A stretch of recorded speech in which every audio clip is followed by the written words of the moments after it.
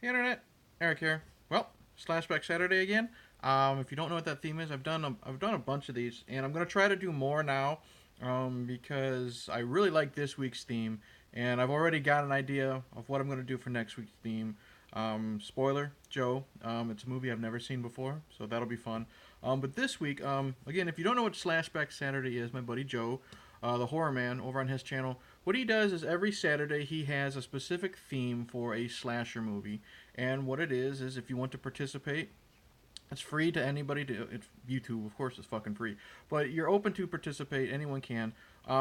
He finds a category of a specific slasher movie, or picks a theme for a slasher movie, and what you're supposed to do is find a slasher movie that fits in said theme and discuss it. Um, this week's theme was game slashers. Now, basically, it's just a slasher movie that involves a game of some sort. It could be a sporting game, going to a sporting event. It can involve, board games. It can involve games in general, video games, what have you. But it has to be a slasher film where games are prevalent. I mean, I think he also said something like he doesn't care if someone's just playing a board game in the background. But I didn't want to cop out that easy. So this week's entry into the Slashback Challenge is one I've been wanting to discuss for a while, and I was going to discuss it months ago when I first got it, but got busy podcasting and all that crap.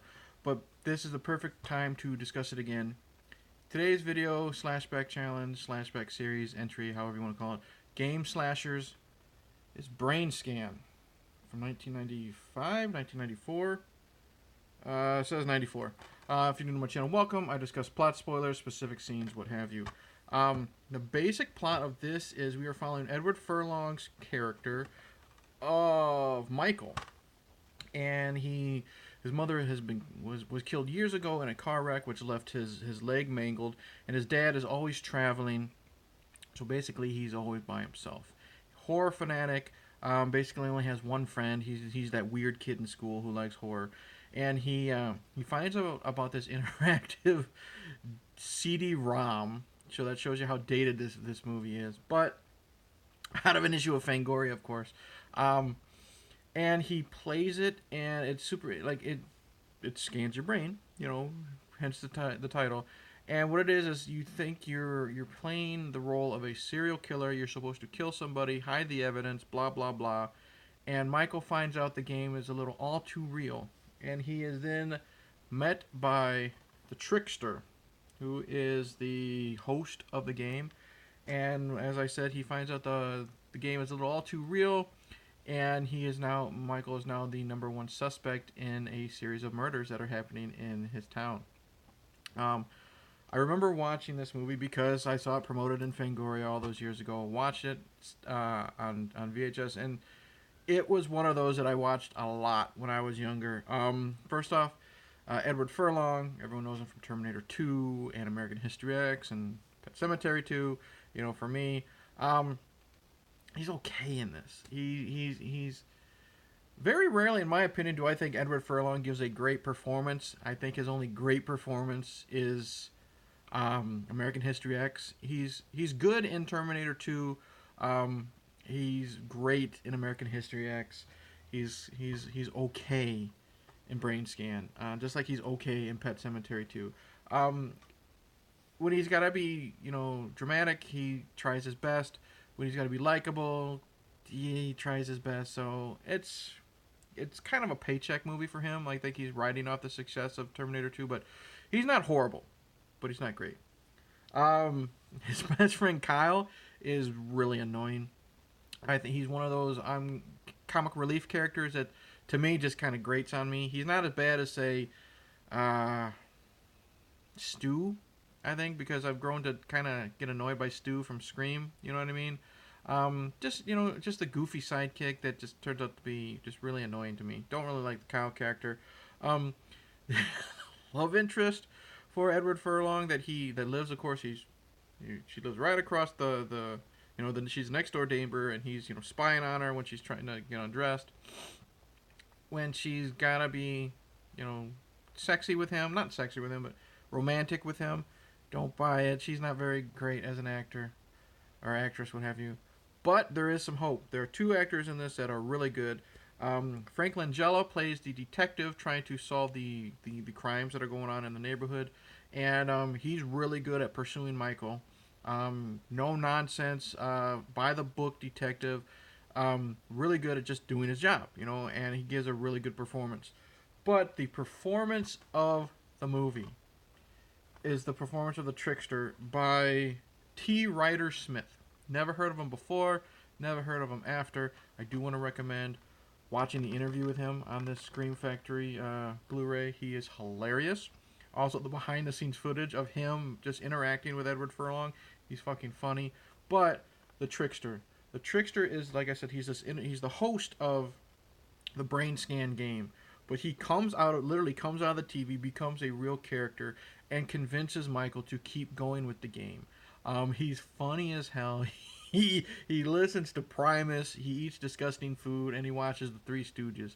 And he's good at being menacing. He's good at, like I said, to me, he's like a drug dealer. You know, one hit won't kill you type of thing, and then he keeps trying to keep you going, more and more and more. He's really creepy and funny at the same time. I love his look.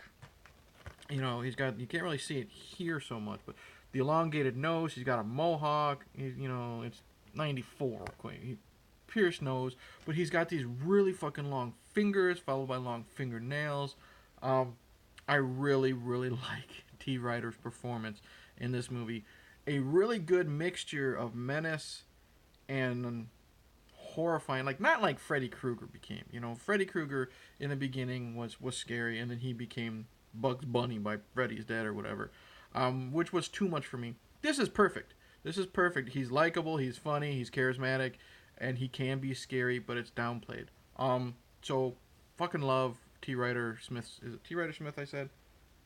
Yeah, T. Ryder Smith's performance in Brainscan. So 3 characters kind of suck. 2 characters are really good. And like I said, out of those 2 characters that are really good, T. Ryder Smith is fucking awesome. The gore, very little. Michael, when he's playing his first interactive experience, he does, he picks his victim, it's some dude, and stabs him in bed, which isn't too gory. But then Michael's told, he's heard, that he has to take a souvenir, so he cuts off the dude's foot. That's not too gory. We see some blood on the knife, but when we do see the effects, the afterward effects are cool because Michael finds the foot later, and it looks not bad for a low budget movie or a no budget movie. I like how the bone is still sticking out of the foot, so that looks neat. There's I think only one other death in this movie, and that person's killed off screen, but we see some blood on the walls. That's okay. So gore, not an overabundance, but in my opinion, after you've already watched this movie and you're invested in it and you know what type of film it is, you go with it. No, the movie starts out and we starts off with Michael sleeping and he's remembering the car wreck that killed his mom. We do get a really good effect on his mangled knee, from him crawling in the rain to either, I don't know if it's just the wreck or if it's his mom's actual dead body, but the gore on his knee is really good, and we get an even better close-up shot of his knee when the doctors are working on him, in surgery or whatever. So, okay. What else is there? Soundtrack's just pretty lame, early 90s metal, no-name metal bands, unless they're name metal bands and I don't recognize them. I don't think the music is that great. But I guess it fits the tone and the time, so I'm not going to knock it too much. Special effects are pretty bad. There's a scene at the end where the Trickster, it's already spoiled, whatever, it's 1994, but it's already spoiled when I show the back. Trickster eventually sucks Michael into him. That effect is kind of lame. And then when you see the whole Michael falling into the pit, like the inside of the Trickster, it's just you can tell it's just Edward Furlong sitting on a table like this, going screaming and just moving ever so slightly to a really bad CGI background. Looks like crap. I do like the effect though when the Trickster comes out of the TV. He is literally just this floating head that just kind of gets bigger and bigger, and then boop, he's there. So yeah, take it or leave it, I guess. What else? Some scene. I do like the scene. Like, they don't make a big deal about Michael's mom dying. I mean, it's just to show that he's now, he's on his own, because there's like one dropped line about his dad being on business because he gets like a phone call or something. But they do finally pay off with Michael having a limp, because when they're investigating the second murder, they can tell that the murderer had a limp. And I think, was it stage 3 or whatever of the game is, he had to hide the limp, the footprint. He had to just, get rid of the footprint. So that finally, the limp thing paid off. Excuse me. I do like the cheesy nostalgia feel of the 90s in this. Not necessarily the crappy music, but Fangoria was still immensely popular. He's got some cool posters on the background. I love his really shitty telephone answering service. Like, he has his TV hooked up to the phone, and the host or whatever is just like he can speak to his TV, kind of like Surrey or whatever the new fucking thing is. Surrey. When did Brainscan come out? 1994. Here he's talking to his TV and he calls it Igor. And he says, Igor, dial 1-800-555-FEAR, because that's the number he's got to call to start the game. And it is this really shitty animated picture of Igor, and he says, yes, master. And he shows a picture of a phone, and then you see the really crappy special effect of the keypad getting dialed and stuff like that. So that was kind of neat. It was neater when I was younger, and then like when the phone rings, he says, telephone master. He says, I'm busy, and then so the phone will, it'll say like a do not disturb thing, and it'll go boom right on the screen, and then you'll hear like Frank Langella, he's listening to it, and you'll just hear, master is busy, and it just keeps repeating. So that was kind of an interesting original idea, so I'll give it props for that. Overall, I mean, I love the ending. I love how everything's resolved. It's one of those, I didn't expect that to happen, especially the first time I saw it. So I liked that, how the Trickster was defeated, how the game of Brainscan was ended. I liked that. I really liked how the movie ended. So overall, Brainscan, it's cheesy 90s fun. If you can get past the fact that you got to follow Edward Furlong, and he's definitely not that great in this.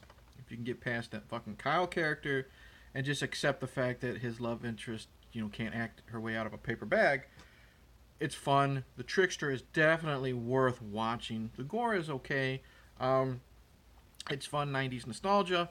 Oh, and I will say this. I wasn't sure if this would count as a slasher, because you only see one person killed on screen and the other person is killed off screen. However, a knife is used, and I will kind of cop out this way in saying that, Joe, you kind of said that Brightburn was a slasher. I have recently watched Brightburn, and I could see how that could be considered a slasher, but how other people could not consider it a slasher. However, for this, I'm going to say Brainscan is a slasher. So that is my choice for today's Slashback Saturday. I do recommend Brainscan. It is a lot of cheesy, stupid fun. But it's definitely got to be watched for the Trickster. So that's it. Thank you for watching. That is my entry. Like and subscribe, all that crap. Comment below. Tell me if you've seen this movie. Tell me if you actually like Edward Furlong's performance. Tell me if you've never heard of this fucking movie and have no plans on watching it ever. That's cool. Click the bell. What else? Coming up on this... on my channel, I am going to talk about Brightburn. This Monday, the new Two Beer Losers episode is going to be up. We're really proud of that. It was our first You Vote the episode, and it's on The Exorcist, and honestly, I think it's one of our best episodes we've ever done. We are both, me and Frenzy, are really, really proud of it. That'll be up Monday. I'm going to jump into The Wishmaster series. Those I've already watched the first two. Slowly gonna upload those videos. Me and the wife are going to finally start our series. I think I'm gonna call it like I don't want to watch that, where I make her watch a movie she doesn't want to watch and we discuss it, and then she can get back at me with a video movie or a movie choice of her own. Anyways, I babbled enough. Give Brainscan a shot.